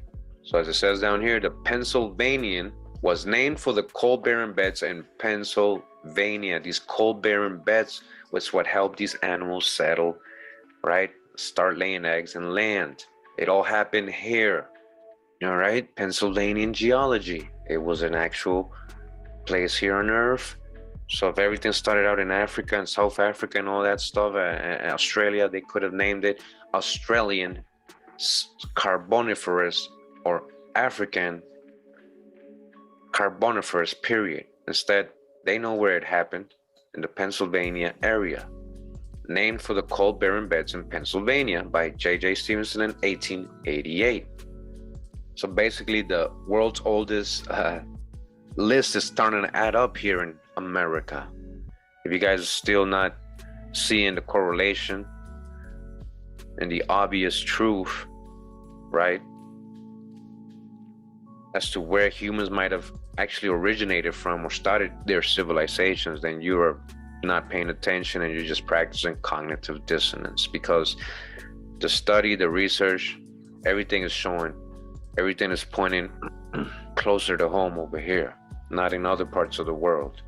So oldest water, the oldest land, the oldest fossils, the oldest mammals, the first mammals. So that includes carnivores, you know, every type of mammal you can think of. So we have all this life and origin and creation here in America. Why wouldn't humans also have come out of here? We have corn, right? We've proven agriculturally, right? We have proven this agriculturally as well. We got most of the plants of the world. Just to correlate with that, I wanted to read from this book. It's called The American Past, A Survey of American History, Volume 1 to 1877. And so it says here, feeding the world. America contributed few food animals to world larders, but American plant foods revolutionized European, African, and Asian diets, all right? Even African. Maize, Indian corn, and American native astonished Europeans by the height of its stalks and the size of its grain. Cultivation of the crop spread to every continent, increasing the food supply and contributing to the runaway increase in population that characterizes the last 500 years of human history. So you see how important corn was, just corn alone. And if you saw my corn videos, you know, it proves this is the old world. The beginning of a civilization was through agriculture, and you just read it right here in this book. It's telling us, because of the increase of food supply that it creates, this plant, this miracle plant, right? The plant of the gods, the sacred tree in a lot of these places in the old world is actually a maize plant or corn plant. All right. So let's continue. It says the sweet potato became a staple in West Africa. All right. So even the sweet potato, it became a staple in West Africa, where it was introduced by slave traders. So it happened the opposite way, he's saying. All right. The jam, superficially similar, was already established there. Okay, so they had jam. It says beans, squash, and pumpkins, peppers, strawberries. There was a European strawberry, but it was inferior to the American. And then vanilla, chocolate, wild rice, and tomatoes are American foods. All those foods you heard, right? That were unknown in Europe, Africa, and Asia before 1492, it says there, right? You know, I highly doubt that, honestly. I know that these foods were probably there longer. I mean, way before 1492, but they did originate from America. Now listen to this part. Of 640 food crops grown in Africa today, almost 600 of them originated in the Americas. Okay. Again, of 640 food crops grown in Africa today, almost 600 of them originated in the Americas. So you're saying only 40 of them did not? So 600 of their food crops. 600 of them originated in the Americas. So you're saying only 40 of them did not? So 600 of them did not? So 600 of them originated in the Americas. So you're saying only 40 of them did not? So 600 of their food crops. 600 of them originated in the Americas. So you're saying only 40 of them did not? So 600 of their are American of origin. So what does that tell you? Who is older? Where did it originate? All right, so who was growing food first? These kind of plants. Who domesticated all these plants first? That means who was doing agriculture first. That means who created the first civilizations. All right, all correlating, right? It says the manioc, tapioca, also of American origin, is today a staple for 200 million people in the tropics. Again, the manioc, the tapioca, also of American origin, is today a staple for 200 million people in the tropics. The white Irish potato, a native of the Andes, provides basic subsistence for even greater numbers. All right, so the potato, it's not Irish. So with all this abundance of food we had, you don't think we could have settled down? We had humans here to cultivate all this stuff and take advantage of? Why would the Most High, why would the Great Spirit put all this food far away from where humans are? And it didn't happen that way. It's where the humans actually were. The origin of everything, of the first land, first water, mammals, first fossils, all that. As the Popol Vuh stated, the fruits, the animals, the people, everything, the whole land. So eventually we are going to settle down. We are going to create civilizations. We've already shown the oldest monuments. Caral Supe, Peru, is one of the oldest pyramids in the world. The oldest mummies in the world here in America. Again, the list is adding up. Got to dodge your own hijack and do the research. Break the spell. All right, we're not done. We're not done. Hold up. But I hope you guys enjoyed that information right there. Hey, oldest land, oldest water, oldest known fossil, right? And they're like, well, that's not a mammal. They're talking about, whatever people want to call it. But we're gonna do another little bonus. We got the oldest mammal as well. And this is just a little diagram that's shown here, the United States, where they got highlighted. I guess that would be modern day Kansas, I guess, on top of Oklahoma. Or yeah, right, or Nebraska, one of those. And then you see the little ocean here, what they're saying Pennsylvania would be. You get what I'm saying? The animals coming on shore, right? And then you see the Laurentian Mountains, Quebec. Those whole regions very old. Cairo, the forest is right here. Very high mountains here in ancient times. You see how it's almost extending, might be possibly connecting that all the way to Ireland, like that. I believe Ireland definitely was part of ancient parts, but it came much later as it states right here. So again, Pennsylvania, right, Philadelphia, where it says here, Cairo's right here, not too far. All right, where the trees were. Here, this is the Atlas of Indian Nations by Anton Truer. Okay, the Atlas of Indian Nations. Okay, we're gonna get what they're saying. National Geographic, right? National Geographic. All right. Oh yeah. They're saying coming to America. Indians are indigenous to the Americas, okay? Although many people examine the prevailing theories of Paleo-Indian migrations, but people's talking about Bering Strait and coming from other parts, from Asia to North America. And then I'm thinking we are all immigrants here. The fact of the matter is that Indians arrived in the Americas and developed a diverse array of cultures and languages, inhabiting the entire hemisphere before there were any humans. Listen to this. They're telling you in this atlas there was humans here already, right? With diverse array of cultures and languages. There was already humans with diverse cultures and languages inhabiting the entire hemisphere before there were any humans living in what is now England. The British Isles were entirely encased in ice until 12,000 years ago, and many thousands of years before the emergence of ancient Chinese, Egyptian, or Phoenician civilizations, before all these supposed old world cultures. But we just saw, right, earlier, what did you see? Talking about what Phoenicia? Huh? What Phoenicia? What Phoenicia you talking about? Phoenicia, sea peoples? We know Canaan. Phoenicians came out of Canaan. We know Canada, Canaan, Canada. Canaan is over here. And okay, We got an atlas letting us know. So it's not it's not out of Ireland theory either, or Chaldea. Shout out to Chaldea, Irish, Ireland, Caledonia, Caledonia. Shout out to all the Irish peoples in the house. You know, you got very ancient land there, but it's like an offspring or partner of the ancient land that came out first here in this region of the world, the Americas. And again, we go back to the Gleason map. Where's the Gleason map, right? It's not too far, not too far away. All right, it's not too far away. It is the center if you're looking at it correctly from a real map. All right, it is the center almost. All this area is the center. So that still comes into play, this whole center region. But the oldest land, right? No matter where the trees grew, the oldest land came out here. These trees started producing oxygen, this water started giving life, right? And that's why they're finding fossils, fossilized fossils. And that's why most likely, as they're calling the Pennsylvania Mississippian, right? Oceans. Oh yeah, Mississippian. Look at this. Watch. A lot of water. Different oceans here. A lot of places underwater. Okay.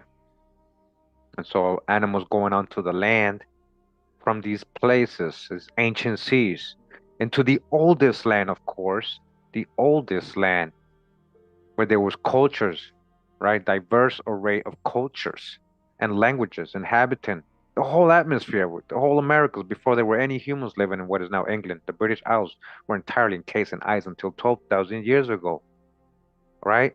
I know everybody want to start the origin and you know, everybody want to be biased, but the science and everything else, it's already here. People just don't look at it.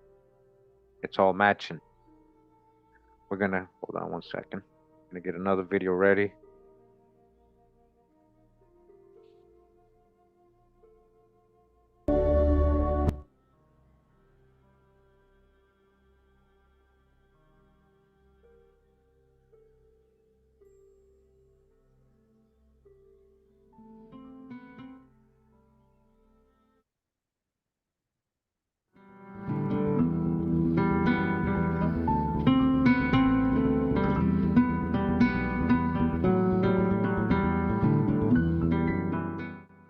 Oh, wow. Hey, much love and respect to everybody that's tuned in. Have a really quick video here. Just another oldest something to add to the list in America. Yes, and I've been saying this for a while now. Just want to go here real quick. For example, I have this video here. What Lion King, origin of cats, dogs, carnivores, and mammals in America. Mammals, right? Mammals. That's from 11 months ago. Also got this one, The Horse in America, pre-Columbian times, deconstructing a Eurocentric myth, origins of the horse. Yes, here in America. And this would be the main one here, about 3 years ago. We talked about this already. This is part 9, Untold Ancient American Truth series that I have. Great series for you guys to check out. Make sure to watch all the parts, starting from part 1. And this is origin of animals, mammals, camels, horses, and dogs. This is a very good video. And you know, for the last 3 years, I've been saying that, you know, mammals came out of America. So if mammals came out of America, you already know.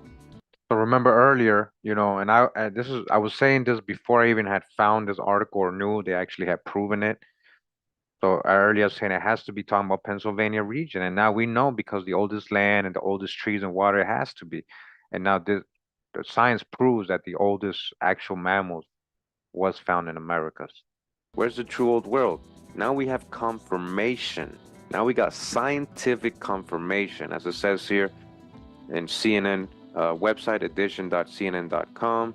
Space and Science edition says a shrew-like creature that lived 225 million years ago is the oldest mammal ever identified. All right, and this was written in September 6, 2022. We're just talking about 6 days ago, guys. This is brand new.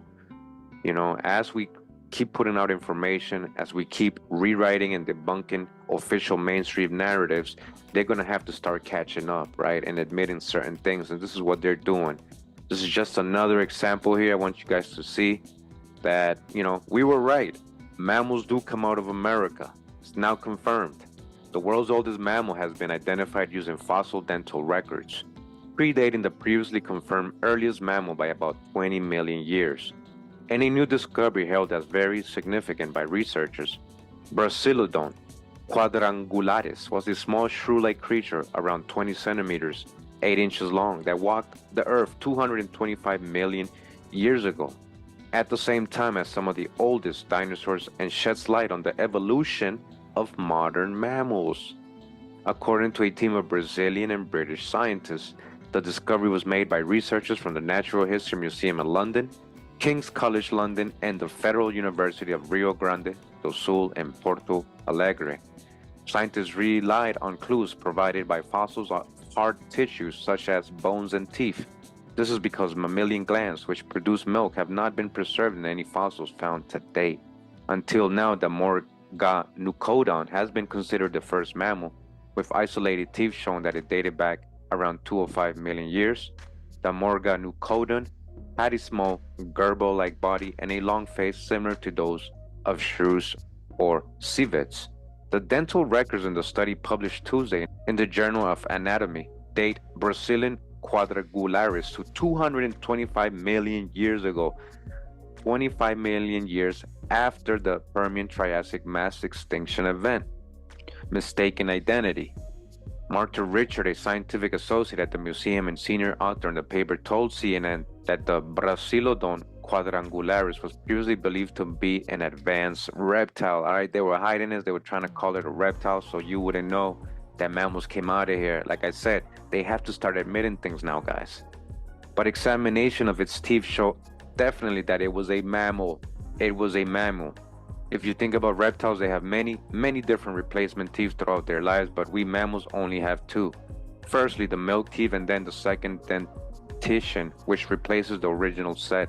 This is what defines mammals, Richter said. Brachyllodon is the oldest extinct vertebrate with two successive sets of teeth, baby teeth, and one permanent set, also known as Diphyodonty, the news release said. The first set starts developing during the embryonic stage, and the second set develops after birth. Richter and her colleagues examined 3 lower jaws of the species, which lived in the region covered today by the southernmost section of Brazil. Okay, so again, this was found in Brazil. This is the oldest mammal ever found, and this is in America. Okay, in America. All right, so you guys can go ahead and find this online. Shout out to Love Legacy, a good brother. He shares a lot of information with me on Instagram. He goes back in this community. A lot of people know who Love Legacy is, a Catawba Saponi brother. So real quick, if you guys haven't seen this other video I did about a month ago. All right, so that's the one we went over. Let's see what else is here.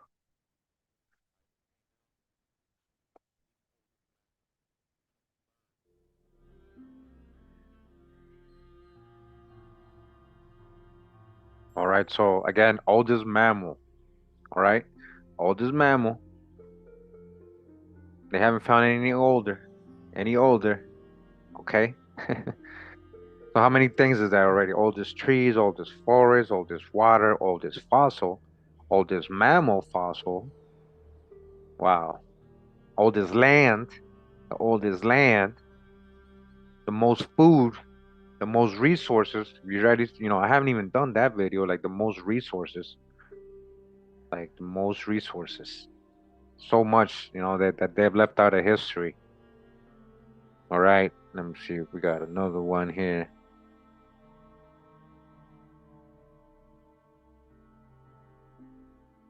Okay, I think it's actually 2 hours and 15 minutes, guys. So actually, seems like I should actually leave it here.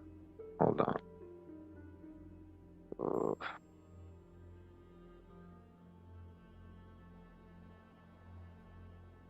Yeah, we don't want to make the videos too long so people can actually sit down and watch them. That was a lot of information. Looking squirrel like, yeah. Yeah. So again, America. Okay, so this is the other thing, right? Pangea. Everybody, well, this part of Pangea. So you see how that doesn't really apply to this?